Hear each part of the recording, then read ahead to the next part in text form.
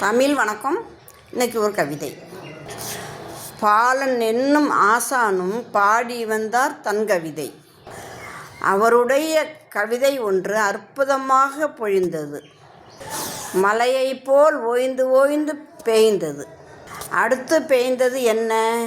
நினைக்கும்போது வெளுத்து வாங்கிய வெயில். இரவில் பணிக்கு செல்லும் காவலாளியைப் போல் கொஞ்சம் கொஞ்சமாய் கொட்டி கொண்டிருந்தால் குளமும் நிறையாது. இரவு முழுவதும் தூங்காமல் கொட்டிக்கொண்டே இருந்தாலும் குளத்துக்கும் புரோஜனம் இல்லை. குளம் நிறைய மழை பெய்யலை. எதையும் மழையை நம்பி திட்டமிடக்கூடாது. அதே சமயத்தில் மழையை நம்பாமல் இருக்கவும் முடியவில்லை. ஆனால் மழை மழையாகவே இருக்கிறது. நாம் நாமாகவே இல்லை. மலையைப்போல் நம்முடன் காலங்காலமாக தொடர்ந்து கொண்டே இருக்கின்றார். அவர் யார் என்று தெரியுமா? அவர்தான் பாலன் என்னும் ஆசான். தமிழ் வணக்கம்.